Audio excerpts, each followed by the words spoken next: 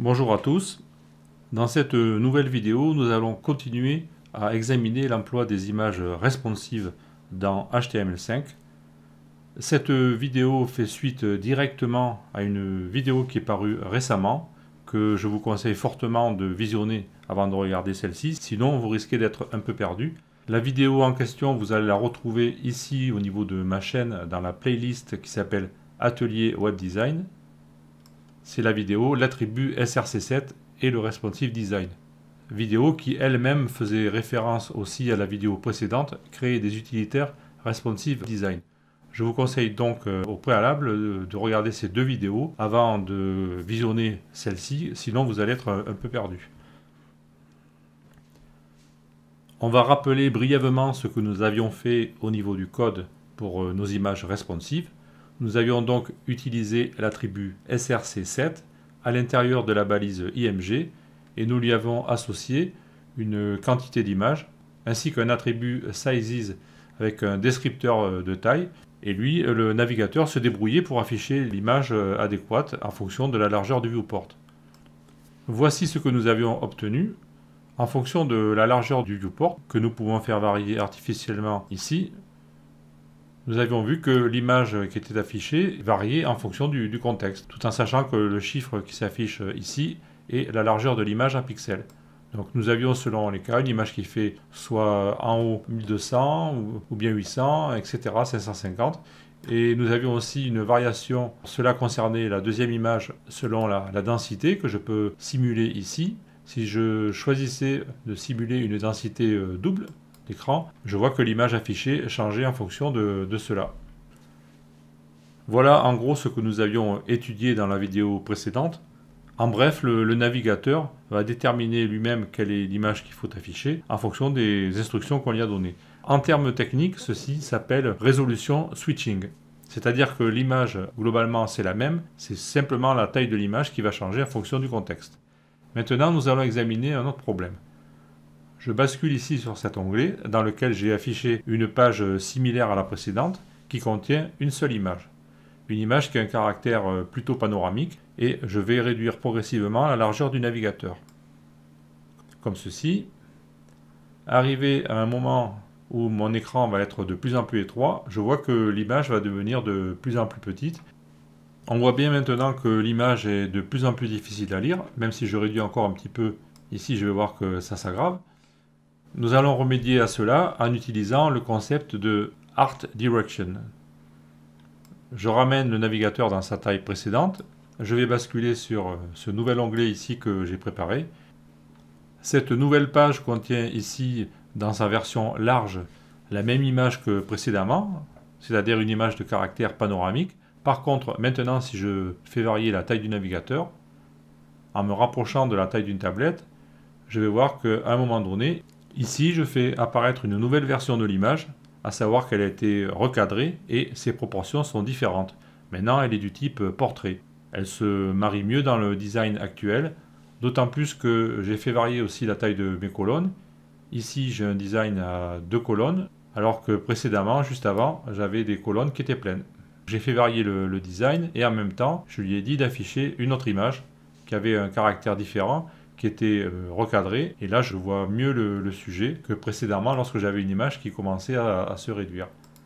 Et si je continue à réduire la taille de mon navigateur en me rapprochant de la taille d'un téléphone, maintenant je vais avoir une nouvelle image qui va avoir des proportions rectangulaires mais qui vont plus se rapprocher du carré. En tout cas, ça ne sera plus une image panoramique.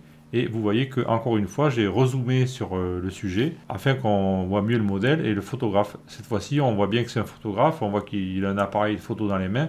L'image est plus parlante que précédemment, c'est-à-dire ici, où on voyait une barre noire à la place du photographe. Et là, on voit un fatras d'accessoires, on ne sait pas trop ce que c'est. Alors là, je sais que c'est un ventilateur, par exemple, parce que j'ai vu l'image agrandie. Derrière, il y a un spot avec un parapluie, enfin un flash, mais c'est pas très parlant. Alors que dans ce cas, on a une image qui parle plus. Bien sûr, encore une fois, mon recadrage n'est pas idéal. Il fallait trouver un exemple pour cette vidéo. Mais vous pourrez appliquer ces propres concepts dans vos designs. Et donc maintenant, nous allons voir ce qui se passe au niveau du code pour réaliser ceci. Avant de démarrer le codage, je vais vous présenter les images que nous allons utiliser dans cette vidéo. Je fais apparaître ici ce dossier de l'explorateur. Nous avons donc l'image que j'ai appelée Shooting Large 1x et Shooting Large 2x qui vont correspondre pour la première à une image de 1200 pixels de large et pour l'autre à une image de 2400. Vous l'avez deviné, nous allons tester aussi les pixels ratio. Ensuite, j'ai l'image que j'ai appelée Shooting Medium 1x et 2x qui correspond à une image qui va faire 400 pixels de large et l'autre fera 800, le double. Et finalement, nous aurons la petite qui s'appelle Shooting Small 1x qui fait 600 et sa petite sœur ici qui s'appelle Shooting Small 2x qui va faire 1200 de large. Ici, j'ai rajouté une image qui s'appelle Shooting 1200 Blue. C'est une image qui nous servira de repli, vous comprendrez pourquoi tout à l'heure. C'est pour cela que j'ai rajouté dessus une incrustation de bleu afin de la distinguer.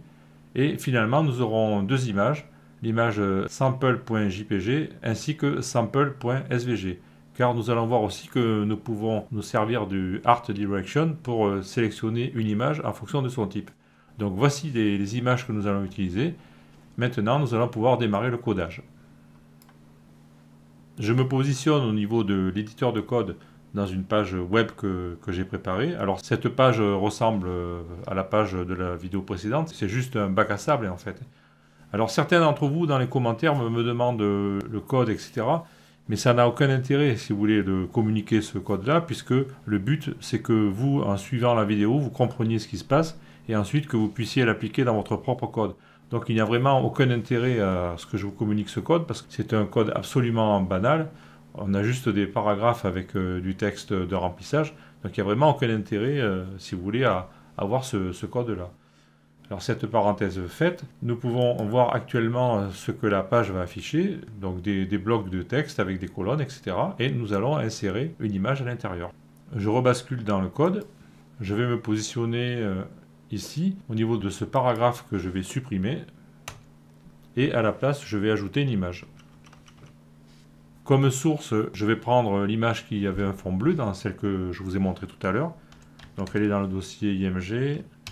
J'avais dit que c'était 7.3 et elle s'appelle shooting-1200-blue.jpg. Je n'oublie pas de rajouter la classe IMG fluide pour pas que l'image déborde de son conteneur. Au niveau alt, encore une fois, ici ça n'a pas d'importance puisque cette page-là ne sera jamais publiée, mais vous dans vos designs, pensez bien à renseigner vos balises alt. J'enregistre la page, je rebascule sur le site, je rafraîchis et je vois que l'image s'affiche. Cette image, en fait, ne sera pas affichée puisque nous allons en afficher d'autres en utilisant un code complémentaire, mais ça sera l'image de repli qui s'affichera éventuellement dans un navigateur qui ne comprendra pas les balises que nous allons employer. Avant d'écrire notre nouveau code, je reviens très brièvement sur la solution que nous avions adoptée dans la vidéo précédente, à savoir l'emploi seul de l'attribut src7 qui lui-même contient une série d'images associées à un width descriptor qui va renseigner sur la largeur de l'image en pixels, ainsi que l'attribut sizes qui lui contient une chaîne de caractères qui va nous renseigner sur les conditions d'affichage des images contenues dans l'attribut src7. Alors ici, en fait, il ne s'agit pas d'une media query, même si ça peut y ressembler. En réalité, le terme exact, selon la terminologie du W3C, c'est une Image Candidate String. Voilà pour la petite note technique. Je reviens maintenant sur notre code que nous allons écrire ensemble. Et je vous rappelle que nous avons mis pour l'instant une simple image ici. Je vais encadrer cette image avec un élément HTML qui s'appelle Picture. Comme ceci, donc je me positionne juste avant, je vais taper un élément comme ceci, et je vais passer mon image à l'intérieur, comme ceci. Ensuite, nous allons associer des éléments sources à cette image, que nous allons compléter. Alors nous pouvons faire un rapide passage ici sur la page de MDN, vous pouvez le faire à la recherche de l'élément picture, et on va vous décrire à quoi ça sert. Donc on vous dit que l'élément HTML Picture est un conteneur utilisé afin de définir 0 ou plusieurs éléments sources destinés à un élément IMG. Voilà, en gros, je vous invite éventuellement à vous reporter à cette page si vous voulez avoir plus de précision. Je retourne dans le code et nous allons compléter les éléments sources.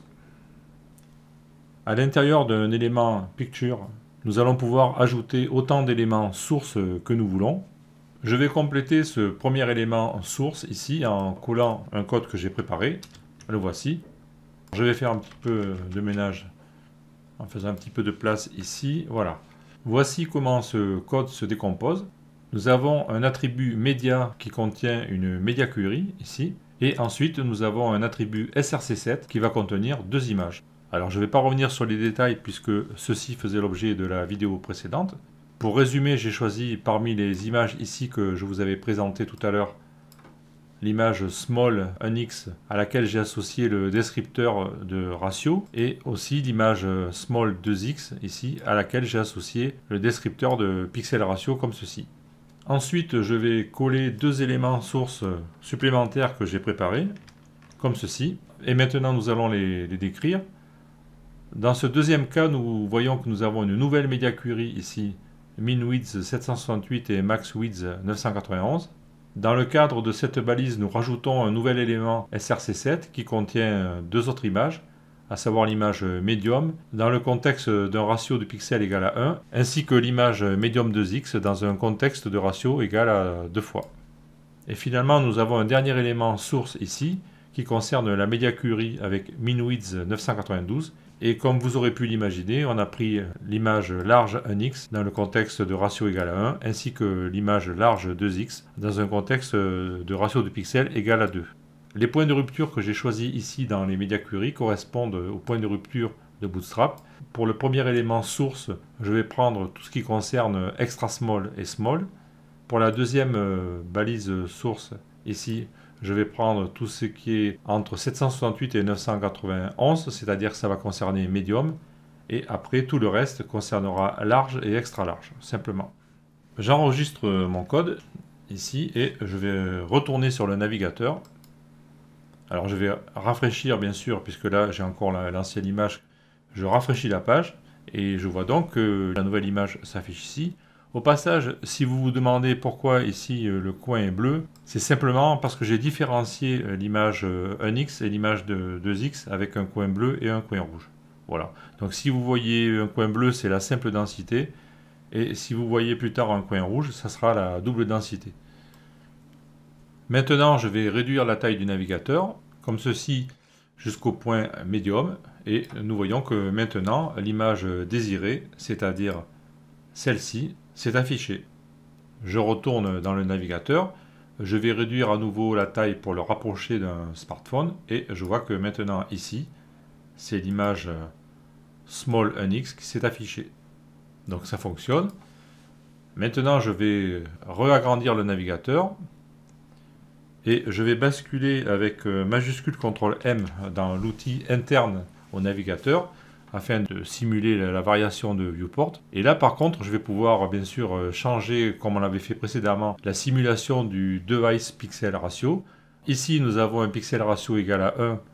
Nous avons le comportement que nous venons d'avoir, c'est-à-dire c'est l'image en fait avec le coin bleu, comme je vous l'ai expliqué à l'instant. Et si je simule un device pixel ratio de 2, par exemple ici, ben vous voyez que l'image va changer, c'est celle qui a un coin rouge. Donc c'est l'image là qui fait, si je me rappelle bien, c'est la large, donc celle qui a le coin rouge, elle fait 2400 et l'autre elle fait 1200. Et si je continue à descendre, au niveau du médium, je vais avoir l'image qui a la densité double. Et pareil, si je descends vers un smartphone, je vais avoir l'image qui a la densité double. Si je reviens ici avec le device pixel ratio égal à 1, il va retrouver l'image avec le coin bleu, et ainsi de suite.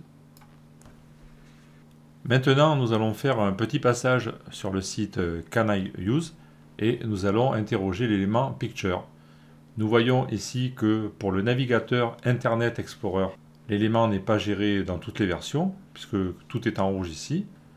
Je vais donc revenir sur la page ici pour copier l'adresse fichier. Je vais ouvrir le navigateur Internet Explorer. Je vais vérifier ici que je suis bien dans la version 11.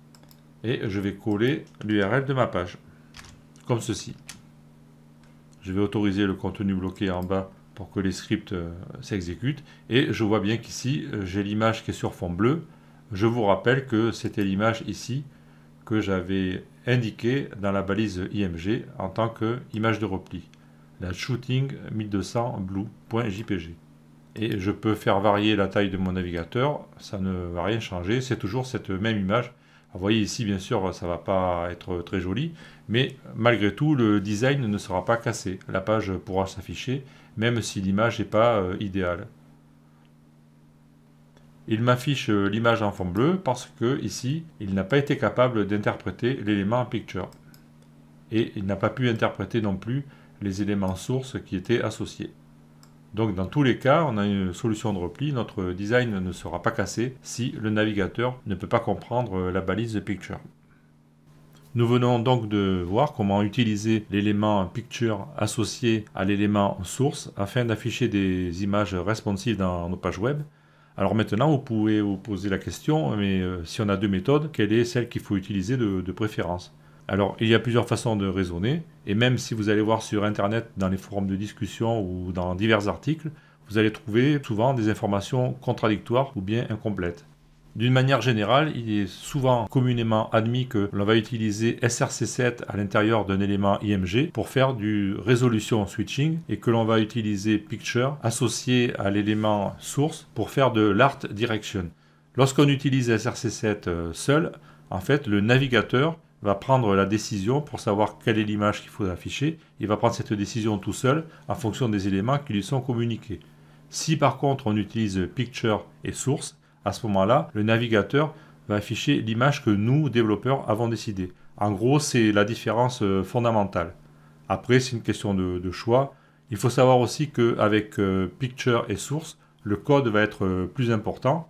Il va être plus long, donc si vous avez 40 ou 50 images dans une page, ça peut avoir aussi son importance sur la taille de la page.